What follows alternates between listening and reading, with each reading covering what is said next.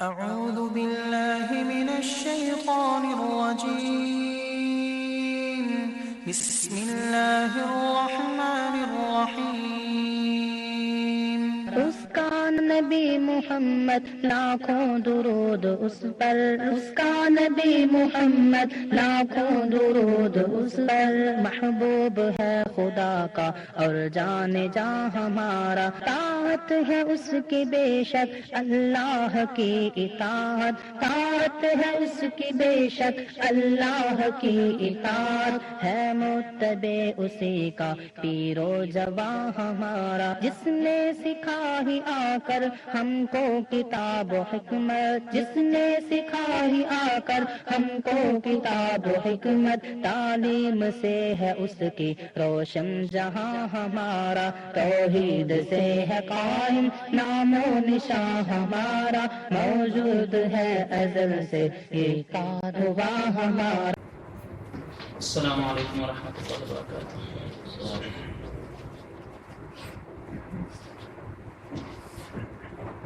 ان الحمد لله نحمده ونستعينه ونستغفره ونعوذ بالله من شرور انفسنا ومن سيئات اعمالنا، من يهده الله فلا مضل له ومن يضلل فلا هادي له، وأشهد أن لا إله إلا الله وحده لا شريك له، وأشهد أن محمدا عبده ورسوله. أما بعد، فإن خير الحديث كتاب الله، وخير الهدي هدي محمد صلى الله عليه وسلم، وشر الأمور محدثاتها، وكل محدثة بدعة، وكل بدعة ضلالة، وكل ضلالة في النار. اعوذ باللہ من الشیطان الرجیم، بسم اللہ الرحمن الرحیم۔ یا ایہا الذین آمنوا لا تقدموا بین یدی اللہ ورسولہ واتقوا اللہ ان اللہ سمیع علیم۔ یا ایہا الذین آمنوا لا ترفعوا اصواتکم فوق صوت النبی ولا تجهروا له بالقول كجهر بعضكم لبعض أن تحبط أعمالكم وأنتم لا تشعرون۔ وقال النبي صلى الله عليه وسلم: من أحب سنتي فقد أحبني ومن أحبني كان معي في الجنة۔ ہر قسم کی حمد ثنا اللہ وحدہ لا شریک کے لیے خاص ہے، بے شمار انگنت لا تعداد بے حد و حساب درود و سلام ہوں امام الانبیاء حبیب خدا خاتم الانبیاء محمد مصطفیٰ صلی اللہ علیہ وسلم کے ذات گرامی پر۔ دوستو، بھائیو اور بزرگوں، واجب الاحترام ساتھیوں اور عزیز بچوں، یہ مہینہ جو جاری ہے، ربیع الاول کا یہ مہینہ، اور اسلامی تاریخ میں یہ تیسرا مہینہ ہے۔ سن اسلامی کے مطابق یہ تیسرا مہینہ۔ اس مہینے میں امام الانبیاء محمد مصطفیٰ صلی اللہ علیہ وسلم کی ولادت مبارکہ ہوئی، یعنی آپ کی میلاد ہوئی۔ میلاد کہتے ہیں پیدائش کو۔ تو آج کا یہ درس، جو کہ جامعہ راجی اور اس کی انتظامیہ کے تعاون سے سعودی عرب کے جدہ شہر کے اندر منعقد ہو رہا ہے، آج 7 ربیع الاول 1433 ہجری، 12 سوموار بعد نماز عشاء، اور 2012 30 جنوری کی آخری یہ تاریخ ہے۔ تو اس تاریخ کو، آج کا یہ جو پروگرام ہے، موضوع جو ہے عید میلاد کی شرعی حیثیت کہ اس عنوان سے آج گفتگو کا آغاز ہو رہا ہے۔ موضوع کے نام سے آپ کو یہ اندازہ ہوگا کہ یہ سخت موضوع ہے اور شاید کسی پہ تنقید ہو، لیکن حقیقتاً ہم اس ارادے سے یہاں نہیں جمع ہوئے کہ صرف کسی کے اوپر تنقید کریں یا غلط اور جھوٹ ان کے اوپر استعمال کریں، نہیں، بلکہ ہم یہاں اس لیے جمع ہوئے اور یہ پروگرام اور یہ درس اور اس موضوع کو اس لیے منتخب کیا گیا کہ ہم سب مل بیٹھ کر اس چیز پر غور کریں، سوچیں اور فکر کریں کہ کچھ ایسی چیزیں جن کا تعلق دین اسلام سے بالکل نہیں ہے وہ ہمارے دین میں شامل ہو گئے، کیوں؟ اور دین میں ایسی شامل ہوئیں کہ ہم نے ان کو عید کا نام دے دیا۔ تو اس لیے کافی مسلمان جو ہیں ہمارے دوست، بالخصوص عوام جو علم سے کافی دور ہے، ان کو حقائق اور دلائل کا علم نہیں ہے کہ ان کی شرعی حیثیت کیا ہے، منانی چاہیے نہیں منانی چاہیے، کیونکہ ہر انسان رسول اکرم صلی اللہ علیہ وسلم سے بہت زیادہ محبت کرتا ہے، تو اس محبت کے نام پر جو ہے علماء سوء وہ ناجائز فائدہ اٹھاتے ہوئے اس مسلمان کو یہ دھوکہ دیتے ہیں کہ جو محبت رسول کا تقاضا ہے کہ یہ عید منائی جائے، آپ صلی اللہ علیہ وسلم کا یوم ولادت منایا جائے، اور پچھلے پرانے جھوٹے واقعات سے اس چیز کی خواہ خواہ جو دلائل وہ پیش کرتے ہیں۔ تو بہرحال یعنی اس کائنات میں، اس دور میں دو طبقے موجود ہیں۔ ایک وہ طبقہ ہے جو نبی کریم صلی اللہ علیہ وسلم کی ذات سے محبت کرتا ہے، صرف ذات سے، بات سے نہیں۔ ایک وہ طبقہ ہے جو رسول اکرم صلی اللہ علیہ وسلم کی ذات سے محبت کرتا ہے صرف، اور ایک وہ طبقہ ہے جو ذات سے بھی محبت کرتا ہے اور بات سے بھی محبت کرتا ہے۔ اب دیکھنا یہ ہے کہ کیا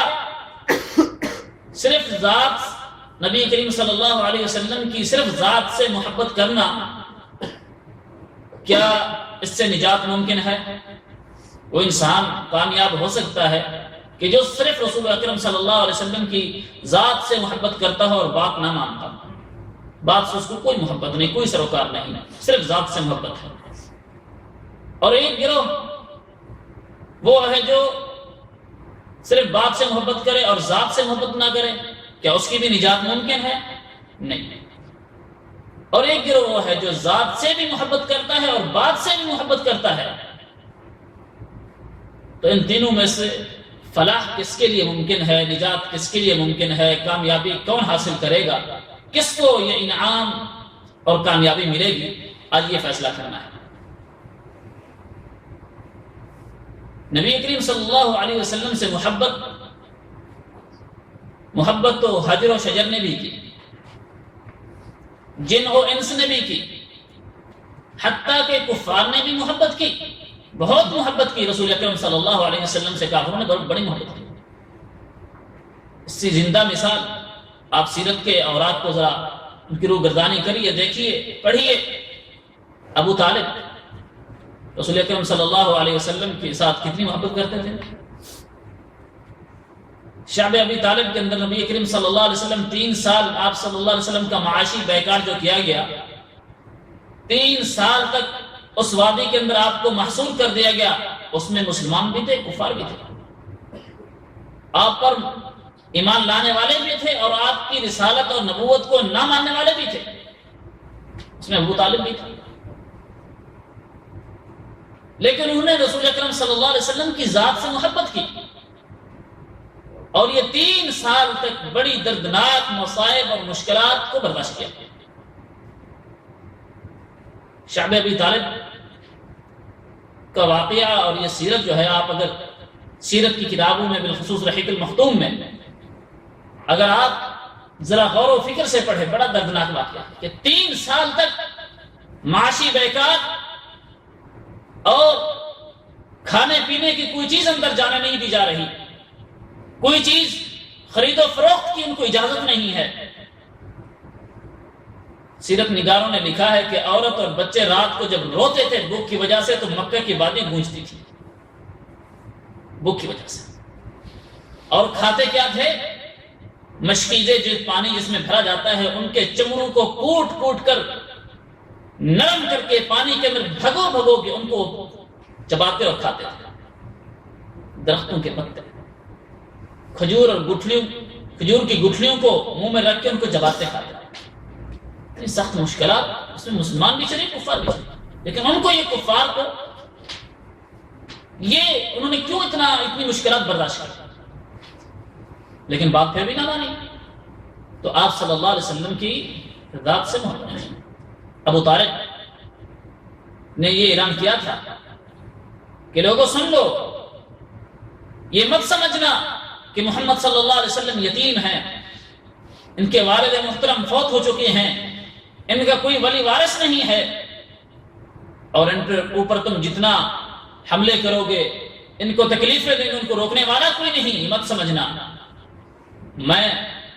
سب سے پہلے میں اس کا دفاع کروں گا کیونکہ یہ میرا بھتیجا ہے، یہ میرا بھتیجا ہے۔ اور نبی کریم صلی اللہ علیہ وسلم نے فرمایا تھا کہ اگر میرے دونوں ہاتھوں پہ، ایک ہاتھ پہ سورج اور ایک ہاتھ پر چاند بھی رکھ دیا جائے اور مجھے کہا جائے کہ توحید کے اس اعلان سے ہٹ جاؤ، چھوڑ دو، تو میں یہ کبھی بھی نہیں کر سکتا، جتنی مرضی تکلیفیں لے۔ اس وقت ابو طالب نے کہا تھا کہ جاؤ بیٹا، اے بھتیجے جاؤ، جو دعوت کرنی ہے کرو، جو دعوت دینی ہے دو، تمہیں کوئی روکنے والا نہیں، کوئی روکے گا، کوئی تمہاری طرف انگلی کرے گا تو میں اس کی انگلی کاٹ دوں گا، اگر کوئی ہاتھ کرے گا تو اس کا ہاتھ کاٹ دوں گا، کیونکہ تو میرا بھتیجا ہے، جاؤ۔ حالانکہ ایمان نہیں لایا، تو یہ محبت تھی ذات سے۔ نبی کریم صلی اللہ علیہ وسلم سے محبت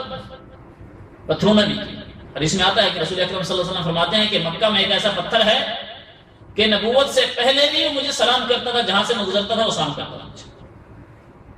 وہ مشہور واقعہ ہے کہ رسول اکرم صلی اللہ علیہ وسلم مسجد نبوی کے اندر ایک کھجور کا ستون، جس کے اوپر آپ صلی اللہ علیہ وسلم تکیہ لگا کے اس کو پکڑ کر کھڑے ہو کر اس کے ساتھ خطبہ دیا کرتے تھے۔ آپ صلی اللہ علیہ وسلم کے صحابہ نے جب منبر تیار کروایا تو وہ کھجور کا تنا رونے لگ گیا، اس سے رونے کی اتنی آواز ہے جس طرح بچہ روتا ہے کہ رسول اکرم صلی اللہ علیہ وسلم سے میں جدا ہو گیا۔ اب آپ منبر پر چڑھ کے کھڑے ہو جائیں گے، میرے سے جو پکڑ کر سہارا لے کر کھڑے ہوتے تھے وہ مجھ سے یہ محبت چھوڑ گئی۔ آپ سے محبت حجر نے بھی کی، شجر نے بھی کی، انسان نے بھی کی، جن نے بھی کی۔ تو یہ محبت آپ صلی اللہ علیہ وسلم کی ذات سے ہے۔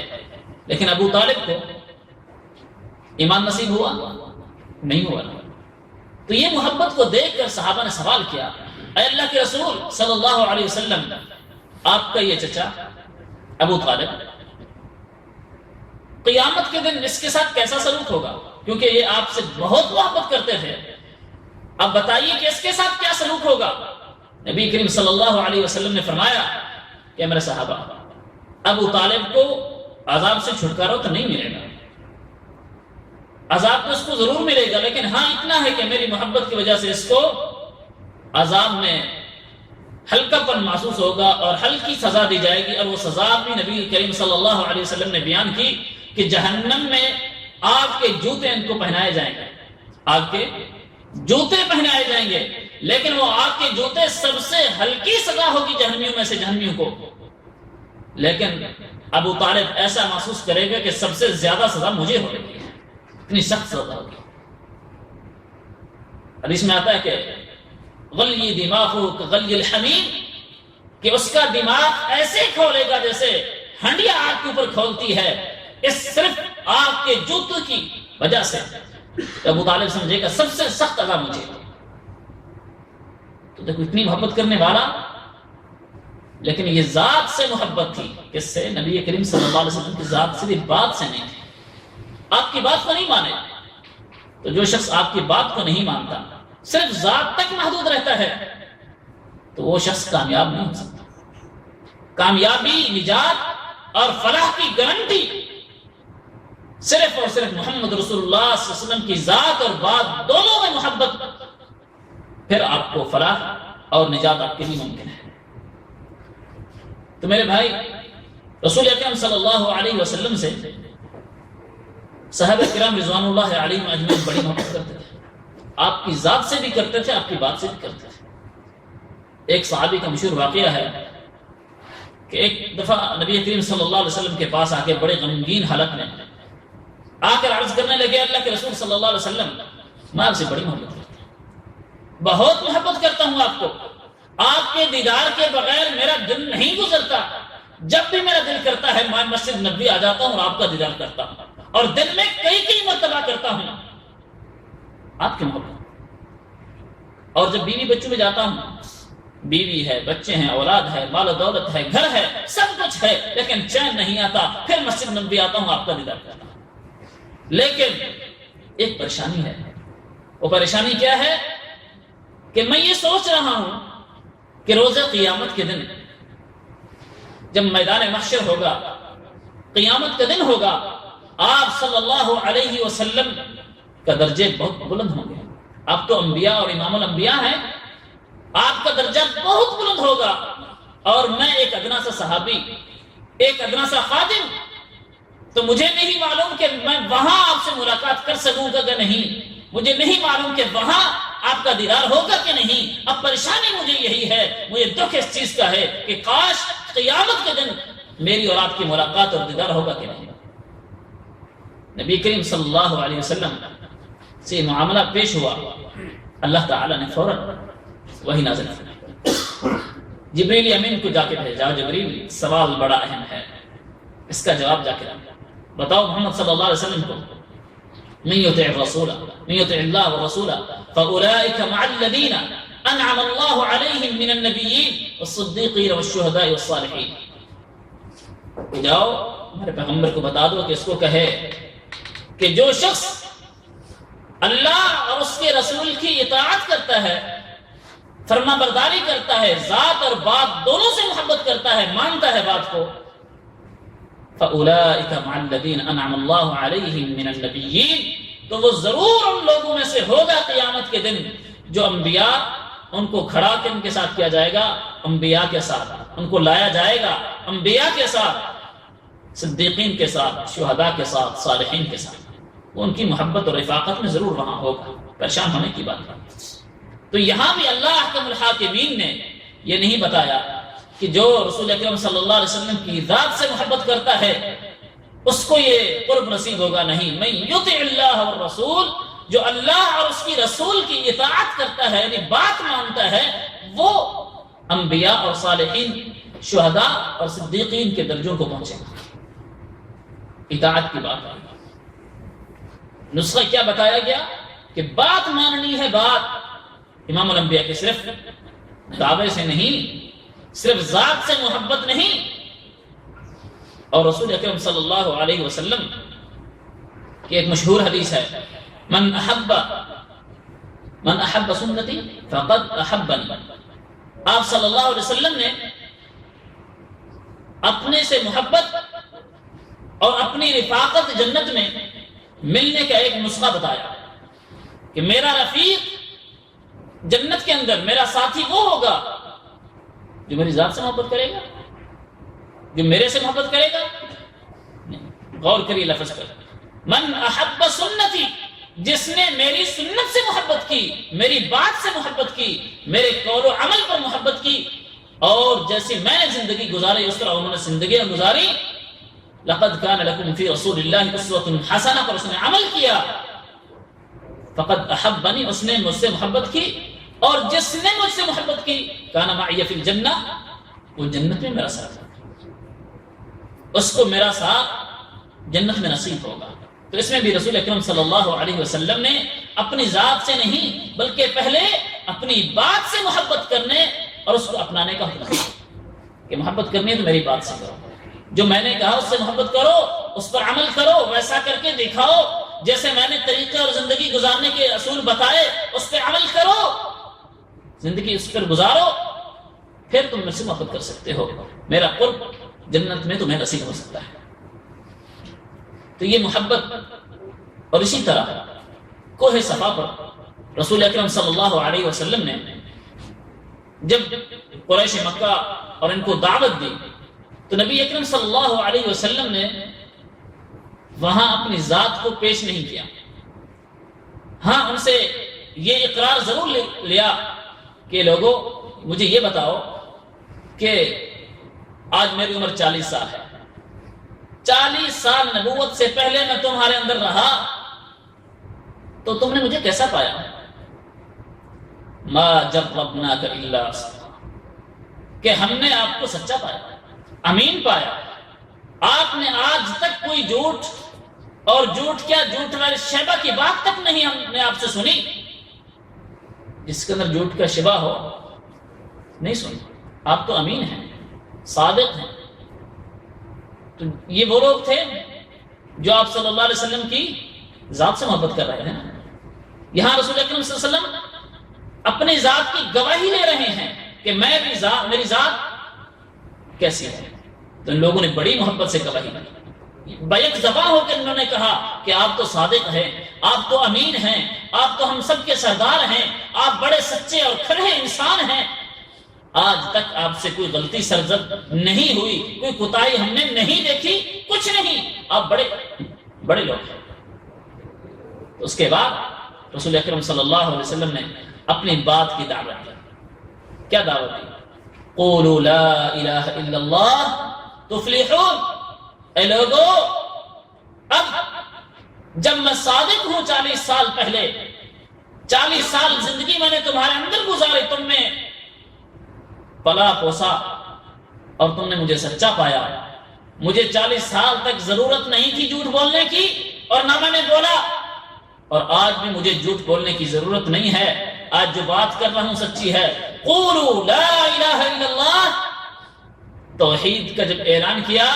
یہ ذات سے محبت کرنے والے پیچھے ہٹ گئے۔ لا الہ الا اللہ کہو، اللہ کو ایک مانو، اپنے دلوں میں بسائے ہوئے بتوں کو توڑ کر پاش پاش کر دو، تم دنیا کے مالک بن جاؤ گے، عرب و عجم تمہارے قدموں کے اندر ڈھیر ہو جائے گا۔ تو جب یہ دعوت توحید سنی، توحید کا یہ اعلان سنا، تو یہ صرف ذات سے محبت کرنے والے لوگ کھڑے ہو گئے۔ کسی نے کیا بات کی، کسی نے کیا بات کی۔ اور ابو لہب نے کہا تھا تبا لکا یا محمد، تیرے لیے ہلاکت ہو، تم نے ہمیں اس لیے جمع کیا تھا یہ بات بتانے کے لیے۔ آج عید میلاد النبی منانے والے ایک حوالہ یہ دیتے ہیں کہ ابو لہب نے نبی کریم صلی اللہ علیہ وسلم کی پیدائش کی خوشی منائی، انہوں نے جشن منایا، اپنی لونڈی آزاد کر دی۔ تو جب کافر منا سکتے ہیں تو مسلمان کیوں نہیں منا سکتا؟ میرے بھائی سوچنے کی بات ہے۔ ابو لہب نے جب اپنے بھتیجے کی پیدائش پر خوشی منائی تو اس وقت اللہ کے رسول محمد بن عبداللہ تھے، رسول اللہ نہیں بنے تھے، شریعت اور اسلام ابھی نہیں آیا تھا، اور یہ خوشی فطری عمل ہے کہ کسی کے ہاں بھتیجا پیدا ہوا، کسی کے ہاں بیٹا پیدا ہوا، وہ خوشی مناتا ہے، قربانی کرتا ہے، کوئی جانور دیتا ہے، صدقہ کرتا ہے۔ اس نے کی، اس نے یہ ایک فطری عمل تھا، اس نے کیا، اور وہ اس وقت کافر تھا۔ اس نے یہ عمل کیا اپنے بھتیجے کی پیدائش کی وجہ سے، یہ نہیں کہ محمد رسول اللہ پیدا ہوئے، بلکہ محمد بن عبداللہ پیدا ہوئے، تو انہوں نے یہ خوشی کی۔ اور یہی خوشی کرنے والا جب اس کو توحید کی دعوت دی گئی، جب محمد بن عبداللہ محمد رسول اللہ صلی اللہ علیہ وسلم بنے، جب اعلان حق کیا تو سب سے پہلے انکار کرنے والا بھی یہی تھا، اور آج بھی یہی ہے کہ یہ جھوٹے دعوے کرنے والے، معاف کرنا مجھے میری زبان سے کچھ سخت الفاظ نکل جائیں، حقیقت ہے میں اپنی دل کی آواز آپ کو بتا رہا ہوں کہ افسوس ہوتا ہے کہ اتنے بڑے کبے اور جبے پہن کر اور ایک جہل عوام کو بھٹکایا جاتا ہے کہ جی دیکھو ایک کافر اگر نبی کریم صلی اللہ علیہ وسلم کی میلاد منا سکتا ہے، خوشی منا سکتا ہے، اس کا ولادت پر جشن منا سکتا ہے، تو مسلمان کیوں نہیں منا سکتا؟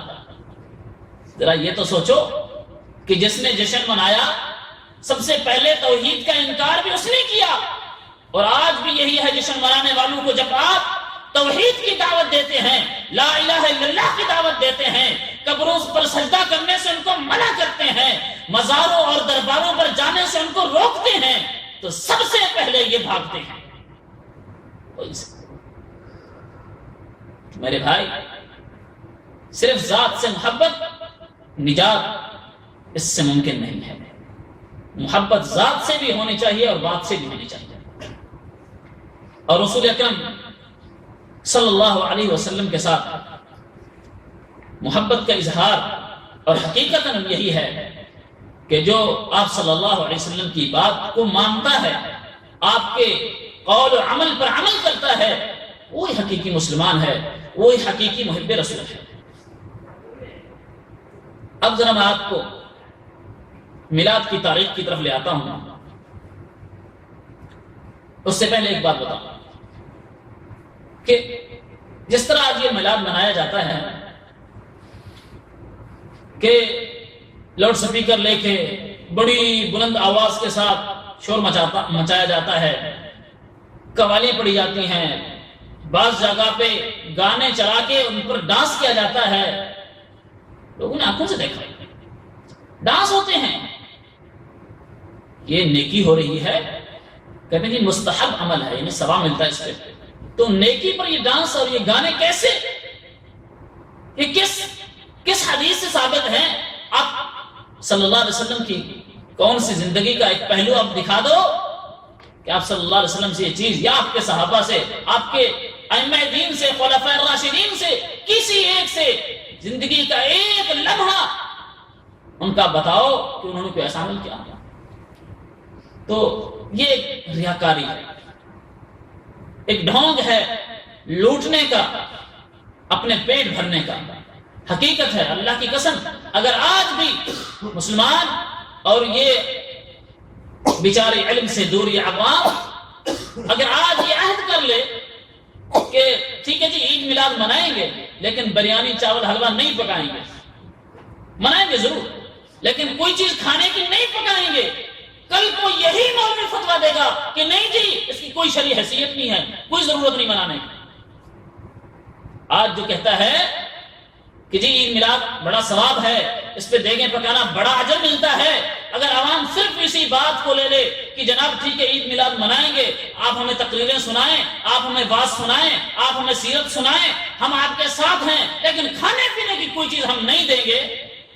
تو کل کو یہی مولوی فتویٰ دے گا کہ جی شرعی حیثیت کوئی نہیں ہے، اس میں کوئی دلیل ہی نہیں ملتی، نہیں منانی چاہیے۔ یہ تو صرف پیٹ کے ڈھونگ بنائے ہوئے ہیں، انہوں نے صرف پیٹ بھرنے کے لیے۔ ایک سادہ سا یہ نسخہ ہے، کوئی ایک بستی صرف کسی چیز پر متفق ہو جائے، کوئی ایک علاقہ صرف کسی چیز پر متفق ہو جائے کہ جی مولوی صاحب کو بلاتے ہیں لیکن کچھ چیز کھلائے پلائے بغیر ہم اس کو بھیج دیں گے،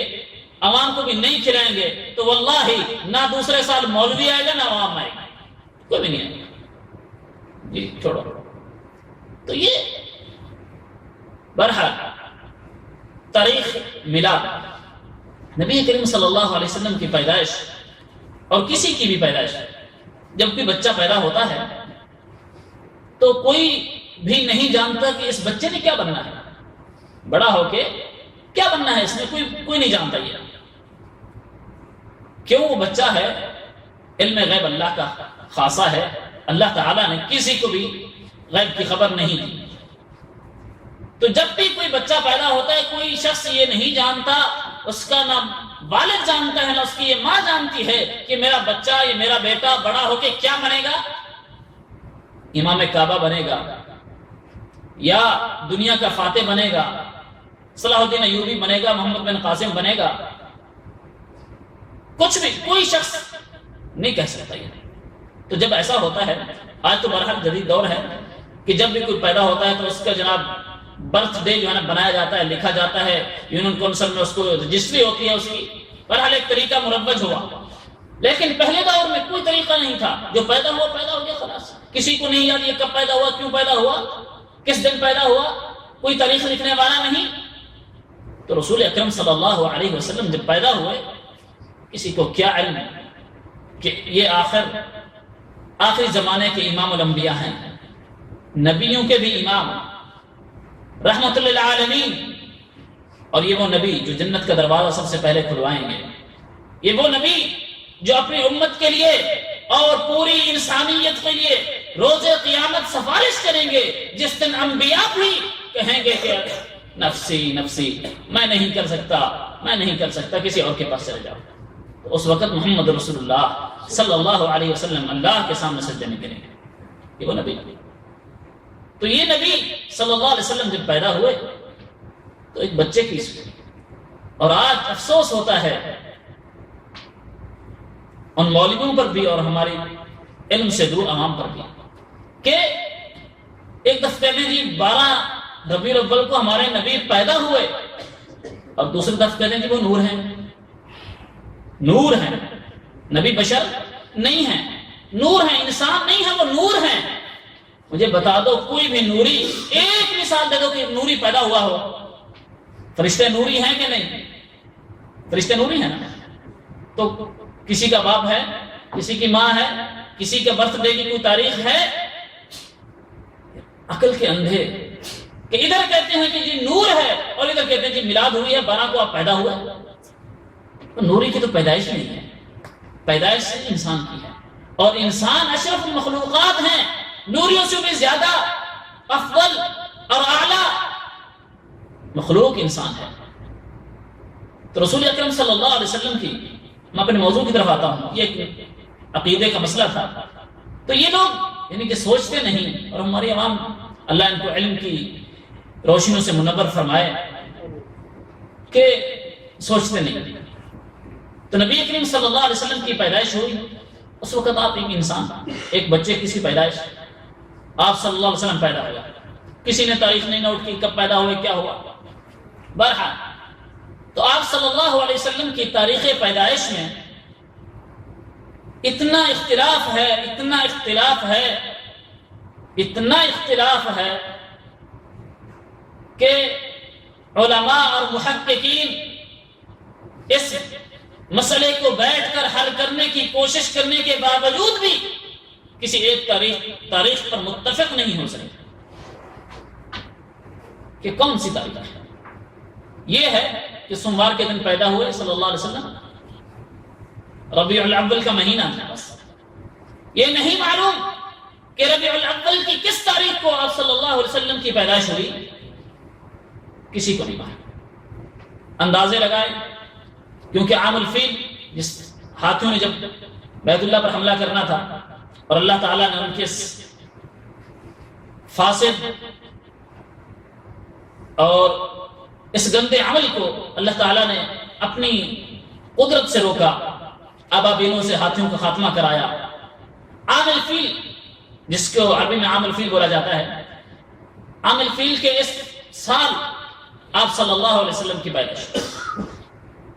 یہ اندازہ۔ اور اس کے بعد نبی کریم صلی اللہ علیہ وسلم بڑھتے رہے، آپ صلی اللہ علیہ وسلم کی عمر گزرتی رہی۔ 40 سال کے بعد رسول اکرم صلی اللہ علیہ وسلم کو نبوت کا تاج پہنایا گیا۔ آپ صلی اللہ علیہ وسلم کی رسالت جیسی عظیم ذمہ داری جو ہے آپ صلی اللہ علیہ وسلم کے ہاں سونپی گئی۔ تو اس وقت آپ صلی اللہ علیہ وسلم محمد بن عبداللہ سے محمد رسول اللہ بنے صلی اللہ علیہ وسلم۔ تو اب مورخین اس بات پر متفق نہیں ہیں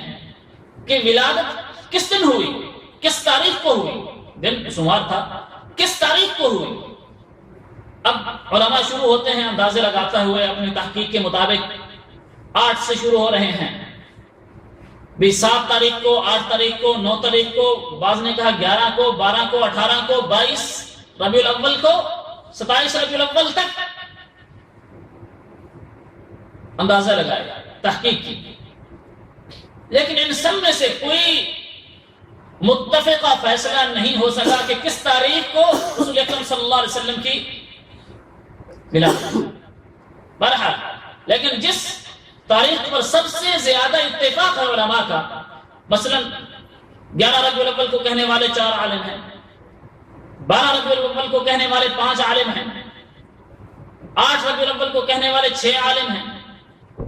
اور 17 ربیع الاول کہنے والے کو 4 عالم ہیں. تو 9 ربیع الاول کو کہنے والے عالم جو ہیں وہ سب سے زیادہ ہیں، جن کا سب سے زیادہ اتفاق 9 ربیع الاول کہ رسول اکرم صلی اللہ علیہ وسلم کی آپ صلی اللہ علیہ وسلم کی پیدائش کریں گے. ایک بات. اور یہ اتنا اختلاف ہے، لیکن اس کے برعکس محمد رسول اللہ صلی اللہ علیہ وسلم کی وفات پر ایک بھی عالم سیرت نگار اور محقق کا قول نہیں ملتا کہ آپ صلی اللہ علیہ وسلم نہیں جی 12 کو نہیں فوت ہوئے، کسی اور تاریخ کو فوت ہوئے. ایک قول بھی، یعنی کہ متفق علیہ، اس کو ہم اجماع کی شکل کہتے ہیں، متفق علیہ فیصلہ ہے سیرت نگاروں اور محققین کا کہ آپ صلی اللہ علیہ وسلم کی وفات 12 ربیع الاول کو. اور یہ ہم بھی مانتے ہیں، ہمارے یار لوگ بھی مانتے ہیں. احمد رضا بریلوی ان کی کتاب میں بھی یہی ہے کہ رسول اکرم صلی اللہ علیہ وسلم کی وفات بھی 12 کو ہوئی، مانتے ہیں 12 کو. تو جب پیدائش میں اتنا اختلاف ہے اور وفات پر بالاجماع اتفاق ہے کہ آپ 12 کو وفات پائے اور اس دنیا سے آپ صلی اللہ علیہ وسلم رحلت فرما گئے، تو یہ کیسے ہو سکتا ہے کہ آج، اور ایک واضح دلیل کہ 12 ربیع الاول جو ہے، آج سے آپ 30 سال پیچھے چلے جائیں، جتنے بھی بزرگ لوگ ہیں وہ جانتے ہیں، اور اخبارات آپ اٹھا لیں، رسائل جرائد اٹھا لیں، آج سے 30-40 سال پیچھے تو 12 وفات منایا جاتا تھا. گواہ ہیں آج بھی جو زندہ لوگ ہیں جن کو اللہ نے عمریں عطا کی ہیں، 12 وفات منایا جاتا تھا. اس وقت ان مولویوں نے ہند کی حکومت سے اور اس سے پہلے یہ اجازت لی کہ جناب کچھ لوگ تو محرم مناتے ہیں، کچھ کوئی اور مناتے ہیں، تو ہمیں بھی اجازت دی جائے کہ ہم بھی اپنے رسول صلی اللہ علیہ وسلم کی وفات منائیں. 12 وفات منایا جاتا ہے، لیکن وفات پہ کھانے کو تو کچھ نہیں ملتا، ہاں تو غم ہی غم ہوتا ہے. تو انہوں نے دیکھا یہ تو کام الٹا ہو گیا، تو آخر کار عام بڑی بھول جاتا ہے، کیونکہ انسان نسیان سے ہے تو بھول جاتا ہے. تو انہوں نے 12 کو جناب وفات سے گھیرتے گھیرتے پیدائش کے لے آئے، 12 ولادت ہو گئی. اب ولادت ہوتے ہوتے جب 12 عید میلاد النبی بن گئی، اور یہ بدعت کی نشانی ہے. یہ علماء نے لکھا ہے کہ بدعت کی نشانی ہے کہ بدعت ہمیشہ بڑھتی رہتی ہے. بدعت جو ہے اپنی ایک جگہ پہ نہیں رہے گی. آج وہ صرف میلاد ہے، کل کو عید میلاد بنی، اور جناب پاکستان کے اندر اس عید کی 2 رکعت پڑھی بھی گئی، عید نماز پڑھی گئی، عید ہے جی. تو یہ عید، یہ نماز کون سی سنت ہے، کس دین نے تمہیں دیا، کس پر یہ وحی نازل ہوئی کہ یہاں بھی عید پڑھو اور نماز مانو، کہ یہ شکرانے کے نفل پڑھیں ہم نے. اللہ اکبر. یہ بدعت، یعنی بدعت بڑھتی ہے ہمیشہ. تو یہ رسول اکرم صلی اللہ علیہ وسلم کی وفات پر جب اجماع ہے، اتفاق ہے کہ آپ صلی اللہ علیہ وسلم 12 ربیع الاول کو وفات پائے. ایک سادہ سی مثال کہ اب ایک بچہ، اس کا والد ہے، والدہ ہے، قدرتاً کسی بھی مہینے کی 10 تاریخ کو وہ جناب پیدا ہوتے ہیں اور 10 تاریخ کو ہی وہ وفات پا جاتے ہیں. مثلا ایک بندہ سفر کی 10 کو پیدا ہوا، کسی کا باپ، کسی کی ماں 10 کو پیدا ہوئی، سفر کی 10 کو پیدا ہوئی، جنوری کی 10 کو پیدا ہوئی، اور اگلے سال کئی سالوں کے بعد جب اس کی وفات ہوئی تو 10 جنوری کو ہوئی یا 10 سفر کو ہوئی. وہی تاریخ اور وہی مہینہ جس دن اس کے والد یا والدہ کی پیدائش ہوئی، اسی دن ہی اس کی وفات ہو رہی ہے. اب اس کو کہو جناب اپنے والدہ کا جو ہے برتھ ڈے مناؤ، برتھ ڈے مناؤ، اپنے والد کا برتھ ڈے مناؤ، کیونکہ اس دن وہ پیدا ہوا تھا. کہ اگر نہیں جی اس دن وفات ہوئی تھی، اس دن تو میرا باپ اس دنیا فانی سے رخصت ہوا تھا، مجھے بڑے غم پہنچے تھے، مجھ پر تو غموں کے پہاڑ ٹوٹ پڑے، اس دن تو میرا والد گرامی، میری اتنی مشفق والدہ، مجھ سے بڑا پیار کرنے والی اس دن وفات پا گئی، میں کیسے یہاں دیگیں چڑھاؤں، کیسے میں حلوے پکاؤں، کیسے میں خیراتیں کروں، کیسے میں لوگوں کو مل بیٹھ کر محفلیں منعقد کروں اور گانے چلاؤں، کیسے میں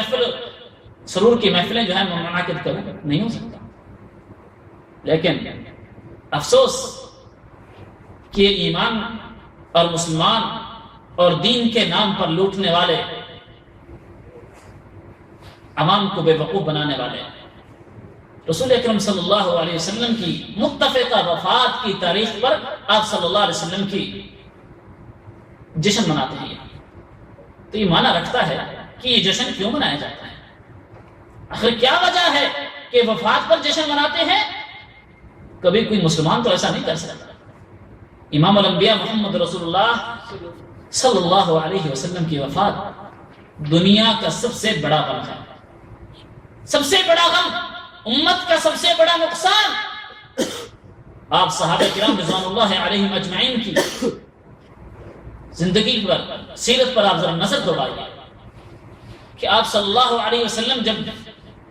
وفات پائے، صحابہ کتنے پریشان تھے، کتنے غمگین تھے۔ صحابہ کرام رضوان اللہ علیہم اجمعین بیماری کے دنوں میں مل بیٹھ کر رو رہے تھے، تو کسی نے پوچھا کیوں رو رہے ہو؟ فرمایا رسول اکرم صلی اللہ علیہ وسلم کو یاد کر کے رو رہے ہیں کہ آپ صلی اللہ علیہ وسلم اگر وفات پا گئے تو ہمارا کیا بنے گا۔ اور جب نبی کریم صلی اللہ علیہ وسلم کی وفات سے ایک دن قبل آپ صلی اللہ علیہ وسلم نے خطبہ دیا، اور اس خطبے میں رسول اکرم صلی اللہ علیہ وسلم نے فرمایا، اے میرے صحابہ، مجھے اختیار دینے والے نے اختیار دیا اور دنیا کی آرائش، دنیا کی عیش و عشرت میرے سامنے پیش کی گئی کہ دنیا قبول کر لو یا آخرت، تو اس بندے نے آخرت کو ترجیح دی۔ آپ صلی اللہ علیہ وسلم نے اپنے صحابہ کو یہ بتا رہے ہیں کہ ایک بندے کو اختیار ملا کہ دنیا کو ترجیح دو یا آخرت کو، تو اس بندے نے آخرت کو ترجیح دی۔ نبی اکرم صلی اللہ علیہ وسلم کے یار غار ہرا حضرت ابوبکر صدیق رضی اللہ تعالی عنہ، جو رسول اکرم صلی اللہ علیہ وسلم کی تعلیمات کو سب سے زیادہ سمجھنے والے، آنکھوں سے آنسو جاری ہوتے ہیں، رونے لگ جاتے ہیں، کونے میں بیٹھ کر گڑ گڑا کے رو رہے ہیں۔ پوچھنے والے نے آ کے پوچھا، اے ابو بکر کیوں رو رہے ہیں؟ نبی صلی اللہ علیہ وسلم نے تو ایسے بتایا کہ ایک بندے کو اختیار دیا گیا کہ وہ دنیا میں رہ رہے یا آخرت میں چلا جائے، یا آخرت کو اختیار کرے، تو اس بندے نے آخرت اختیار کر لی، تو اس میں رونے کی کیا بات ہے؟ حضرت ابوبکر صدیق رضی اللہ تعالیٰ عنہ نے فرمایا، تمہیں کیا معلوم؟ اس اختیار کا معنی اور مقصد یہ ہے کہ رسول اکرم صلی اللہ علیہ وسلم کی موت کا وقت قریب آ گیا ہے، دین پورا ہو چکا ہے، آپ صلی اللہ علیہ وسلم یہاں سے جانے والے ہیں۔ میں اس لیے رو رہا ہوں کہ چلے جائیں گے تو جب محبوب چلا جائے گا تو محب کیسا رہے گا، تو اس کی محبت کیسی؟ ڈیتھ ہوئی، وفات ہو گئی آپ صلی اللہ علیہ وسلم پر، تو یہ خبر مدینے میں بجلی کی طرح پھیلی۔ حضرت ابوبکر صدیق رضی اللہ تعالیٰ عنہ اپنے گھوڑے پہ آتے ہیں، گھوڑا دوڑاتے ہوئے آ کر سیدھا رسول اکرم صلی اللہ علیہ وسلم کے اس حجرے میں جہاں حضرت عائشہ رضی اللہ تعالیٰ عنہ رہتی تھی، آپ صلی اللہ علیہ وسلم نے وہاں وفات پائی۔ سیدھا آتے ہیں، آپ صلی اللہ علیہ وسلم کے اوپر ایک چادر ڈالی ہوئی، چادر ہٹاتے ہیں، آپ کی پیشانی مبارک پر بوسہ دیتے ہیں اور کہتے ہیں، اللہ کی قسم، اللہ آپ پر کبھی دو موتیں نہیں جمع کرے گا، جو موت آنی تھی وہ آ گئی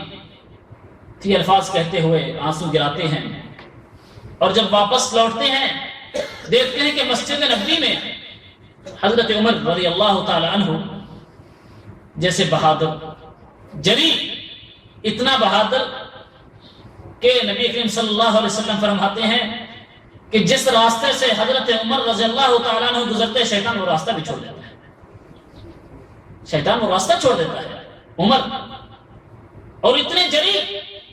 جس کو فاروق کا لقب اس وقت ملا جب امام الانبیاء محمد رسول اللہ صلی اللہ علیہ وسلم اور آپ کے صحابہ نمازیں ایک کمرے کے اندر، ایک گھر کے اندر پڑھتے تھے، علی الاعلان نمازیں اور عبادت نہیں کر پا رہے تھے۔ جب فاروق مسلمان ہوا، عمر ابن خطاب رضی اللہ تعالیٰ عنہ مسلمان ہوئے، تو فرمایا یہ چھپ کر عبادتیں کیوں ہیں؟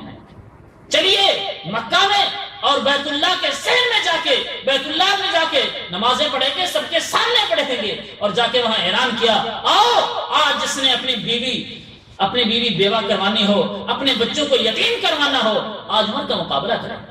اتنے جری، لیکن محمد رسول اللہ صلی اللہ علیہ وسلم کی وفات کا صدمہ، اتنا صدمہ کہ اپنے ہوش کھو بیٹھے، اپنی تلوار نکال لیتے ہیں کہ خبردار جس نے کہا محمد صلی اللہ علیہ وسلم وفات پا گئے، میں اس کی گردن تن سے جدا کر دوں گا۔ میرے نبی فوت نہیں ہوئے، موسیٰ بن عمران علیہ السلام کی طرح اوپر چلے گئے ہیں، فوت نہیں ہوئے، آ جائیں گے 40 دنوں کے بعد آ جائیں گے، فوت نہیں ہوئے میرے نبی۔ یہ وفات، یہ غم کا عالم، آپ صلی اللہ علیہ وسلم کی وفات کے دن اتنے بڑے صحابی اتنی غم کے اندر مبتلا، مسجد نبوی میں صحابہ بیٹھے ہیں، سکتہ طاری ہے، کسی کی آواز نہیں نکلتی۔ ابو بکر رضی اللہ تعالیٰ عنہ آتے ہیں، دیکھتے ہیں کہ عمر جیسا بہادر بھی اپنے ہوش اڑا بیٹھا، آ کر منبر رسول پر کھڑے ہوتے ہیں، خطبہ دیتے ہیں۔ خطبے کے اندر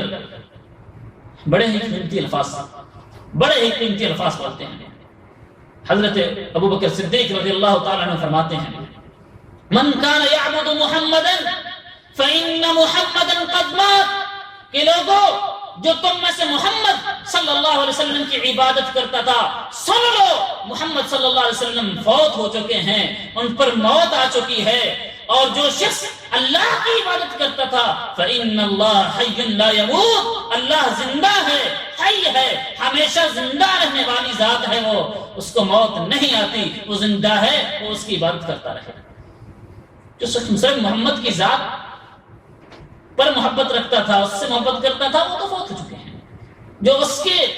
صرف محمد صلی اللہ علیہ وسلم کی عبادت کرتا تھا، وہ تو فوت ہو چکے ہیں۔ لیکن جو حی القیوم کی عبادت کرتا تھا، جو اللہ احکم الحاکمین کی عبادت کرتا تھا، وہ زندہ ہیں، وہ اپنی عبادت جاری رکھے۔ اور پھر یہ آیت پڑھی، ما کان محمد، یہ آیت پڑھی، وما محمد الا رسول قد خلت من قبله الرسل افان مات او قتل انقلبتم على اعقابكم، کہ محمد صلی اللہ علیہ وسلم بھی رسولوں کی طرح رسول ہیں، وہ بھی آئے اور ان پر بھی موت آنی ہے، اور اگر وہ موت ان پر آ جائے یا ان کو قتل کر دیا جائے، کیا تم دین اسلام چھوڑ دو گے، مرتد ہو جاؤ گے، دین سے ہٹ جاؤ گے، پھر جاؤ گے، پلٹ جاؤ گے؟ یہ آیت تلاوت کی، عمر کے ہاتھ کانپنے لگے، ٹانگیں کمزور ہونے لگی، بیٹھ گئے، اپنی تلوار کو میان کے اندر ڈال لیا، اور حضرت ابو بکر رضی اللہ تعالیٰ عنہ کے چہرے پر نگاہیں گاڑ لیں، کہنے لگے واللہ، اللہ کی قسم، میں تو یہ آیت ابھی سن رہا ہوں، مجھے ایسے محسوس ہو رہا ہے یہ آیت نازل ہی ابھی ہو رہی ہے، کہ محمد کی خبر، محمد صلی اللہ علیہ وسلم کی وفات کی خبر اس آیت میں ملی۔ تو میرے بھائی، یہ غم جگر گوشہ رسول فاطمہ الزہرا، نبی کریم صلی اللہ علیہ وسلم کی پیاری بیٹی، اس کے غم کا کیا عالم تھا۔ نبی کریم صلی اللہ علیہ وسلم نے اپنی بیماری میں ان کو اپنے پاس بلایا، پاس بلانے کے بعد ان کے کان میں سرگوشی کی، تھوڑی سی بات کی، رونے لگا۔ آپ صلی اللہ علیہ وسلم نے ان کو بتایا کہ میری بیٹی میں اس بیماری میں میری وفات ہو جائے گی، تو غم سے رونے لگ گئی، آنکھوں سے آنسو جاری ہو گیا۔ حضرت فاطمہ الزہرا رضی اللہ تعالی عنہا جب نبی کریم صلی اللہ علیہ وسلم کی وفات ہوئی، بڑی غمگین تھی۔ کیوں؟ کہ نبی کریم صلی اللہ علیہ وسلم بڑی محبت کرتے تھے، بہت محبت کرتے تھے حضرت فاطمہ رضی اللہ تعالی عنہ سے۔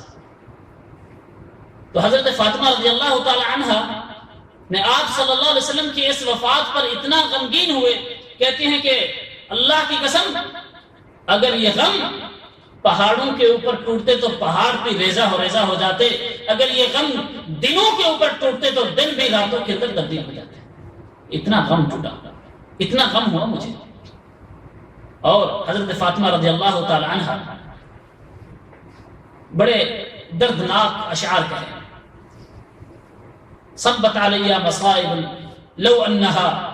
صبت علی الایام سرن الليالیا. میرے قائد علامہ احسان الہی شہید رحمت اللہ علیہ، اللہ ان کی قبر پر کروڑوں رحمتیں نازل فرمائے. جنت البقیع، بقیع غرقت کے اندر آج مدفن ہیں. بڑے ہی جوش سے وہ شعر پڑھتے تھے، صبت علی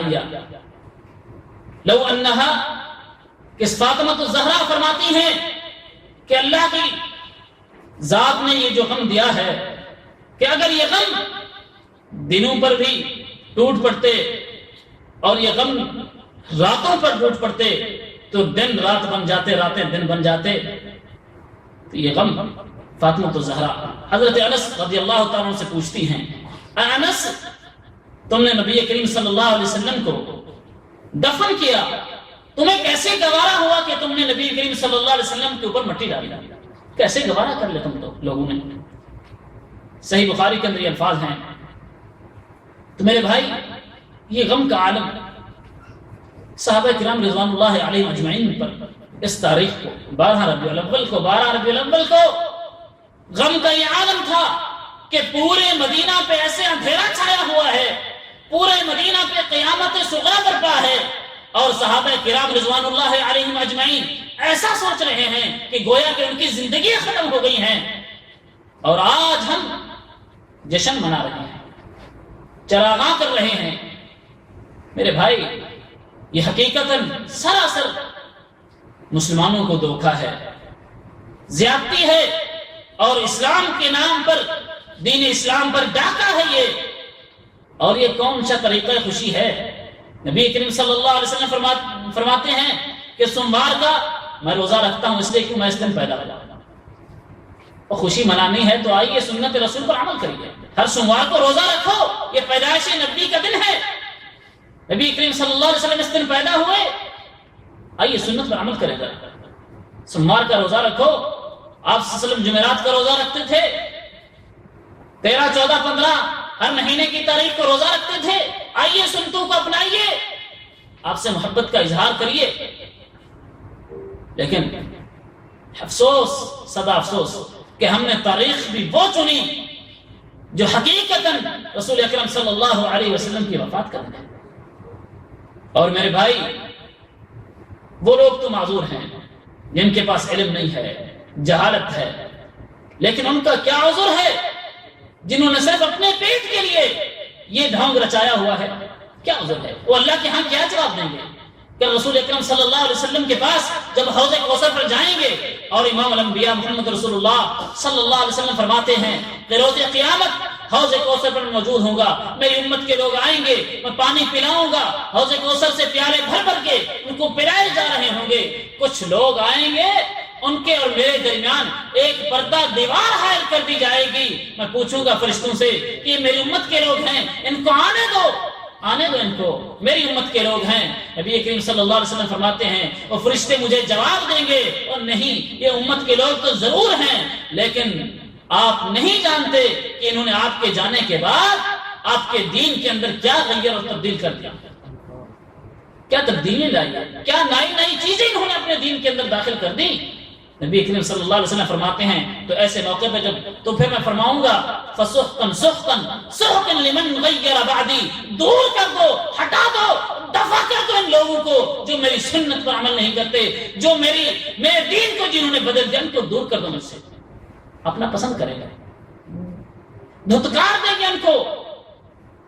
تو کاش کہ لوگ کیسے جواب دیں گے روز قیامت؟ اور جس کو رسول اکرم صلی اللہ علیہ وسلم اس وقت دھتکار دیں، ان کو ٹھوکریں مار مار کر دور کر دیا جائے گا حوض کوثر سے، تو پھر واللہ اور کوئی جگہ نہیں ان کی سفارش کے لیے، اور کوئی شافی نہیں جو ان کے حق کے اندر سفارش کرے جب محمد رسول اللہ صلی اللہ علیہ وسلم ان کو چھوڑ دیں. تو میرے بھائی یہ چند باتیں میں نے حقیقتاً کسی جذبات میں نہیں کہی، یہ ایک دل کی آواز ہے اور حقائق پر مبنی آپ کے سامنے ایک میں نے جائزہ رکھا ہے. کہ یہ عید جو ہے میلاد النبی اس کی کوئی شرعی حیثیت نہیں ہے، اور یہ 400 سال کے بعد شروع ہوئی، 400 سال کے بعد، صحابہ کے دور میں نہیں، ائمہ کے دور میں نہیں، خلفاء راشدین کے دور میں نہیں، ائمہ اربعہ کے دور میں نہیں، بعد میں محدثین اور ائمہ حدیث کے دور میں نہیں شروع ہوئی، 400 سال کے بعد ایک شیعی رافضی نے یہ بدعت ایجاد کی تھی۔ اور میرے بھائی میں آپ کو کیا بتاؤں، یہ بدعت تو ہے ہی ہے، اور دوسرا یہ ہندو اور عیسائیت سے ماخوذ یہ چیز ہے، اور وہ آج بھی وہ اپنے برتھ ڈے مناتے ہیں، اپنے بڑوں کی مناتے ہیں، اپنے نبیوں کے نام پہ وہ کرتے ہیں تہوار، کرسمس وغیرہ سب کچھ مناتے ہیں۔ تو ہمارے مسلمانوں میں بھی ان کی دیکھا دیکھی میں ان کے ہی من تشبہ بقوم فہو منہم، تو امام الانبیاء صلی اللہ علیہ وسلم نے فرمایا جو کسی قوم کی مشابہت اختیار کرتا ہے، ان کی پیروی کرتا ہے، وہ انہی میں سے، ہم میں سے نہیں ہے۔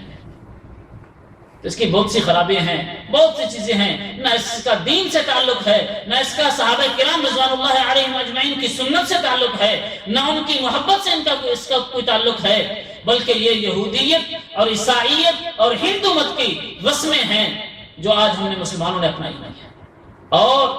بڑی خرابیاں ہیں اس کے اندر۔ اس محبت کے نام پہ مخلوط محفلیں ہوتی ہیں، مرد زن، مرد عورت ایک دوسروں کو ان کا میراث ہوتا ہے، یہیں سے فحاشی اور عریانی کو عروج ملتا ہے، لیکن یہ ہم اس کو محبت رسول کا نام دیتے ہیں۔ یہ گستاخی نہیں تو اس سے بڑی گستاخی کیا ہے؟ اس سے بڑی گستاخی کیا ہے کہ جلوس جا رہا ہے، عورتوں اور مردوں کی لائنیں لگی ہوئی ہیں ان کے استقبال کے لیے، یہاں ڈھول چل رہا ہے، گانے چل رہے ہیں۔ تو میرے بھائی حقیقت دین اسلام سے اس کا کوئی تعلق نہیں، کوئی ذی شعور مسلمان اس سے حق میں نہیں، اور صرف دلائل سے ہٹ کر اگر وہ اپنی عقل سے ہی کام لے لے کہ یہ کام جب صحابہ سے ثابت نہیں، صحابہ سے زیادہ محبت کرنے والا نہ آج ہے نہ کوئی کہ پیدا ہوگا قیامت تک، اتنا صحابہ نے نبی کریم صلی اللہ علیہ وسلم سے محبت کی، اور جو محبت کی مثالیں قائم کی وہ دنیا آج تک نہیں دے سکی اور نہ دے سکتی ہے قیامت تک۔ تو وہ محبت تو کوئی دین سے اس کا کوئی تعلق نہیں، صحابہ کی زندگی سے نہیں تعلق، کسی طرح سے بھی کوئی تعلق نہیں۔ ہاں ہندو کا رسم ہے، یہ عیسائیت کی رسم ہے، یہ اور دینوں سے ہم نے رسم لی ہے، اگر آپ کا دل کرتا ہے تو دوسرے مذہب کی طرح آپ خوب عیش کریں، خوب اپنی منمانی کریں، اپنی مرضی کریں، یہ دین اسلام کے اندر بدعت ہے، خرافات ہے، بہت بڑا گناہ ہے، اور دین کے اور اسلام کے نام پر ایک دھوکہ اور ڈاکہ ہے۔ اللہ تعالی ہم سب کو اس بری محفل سے اور اس برائی سے ہمیں محفوظ رکھے، اور نبی کریم صلی اللہ علیہ وسلم کا سچا پکا ذات اور بات سے محبت کرنے والا بنائے، اور اللہ کے رسول صلی اللہ علیہ وسلم کی ذات سے، بات سے، قول سے، فعل سے، عمل سے، اور آپ کی پوری زندگی کے ایک ایک لمحے پر عمل کرنے والا، اور اپنی ہماری زندگی آپ صلی اللہ علیہ وسلم کی زندگی کے مطابق گزارنے کی ہمیں توفیق عطا فرمائے۔ لقد کان لکم فی رسول اللہ اسوۃ حسنہ، اللہ تبارک و تعالی نے ہمارے لیے نمونہ آئیڈیل رسول اکرم صلی اللہ علیہ وسلم کی زندگی کو بنایا، بس وہی ہمارے لیے ہی کافی ہے۔ اللہ تعالی ہم سب کو قرآن و سنت پر عمل کرنے کی توفیق عطا فرمائے۔ اللہ تعالی ہم سب کے صغیرہ کبیرہ گناہ معاف فرمائے۔ سبحان ربک رب العزۃ عما یصفون وسلام علی المرسلین الحمد للہ رب العالمین۔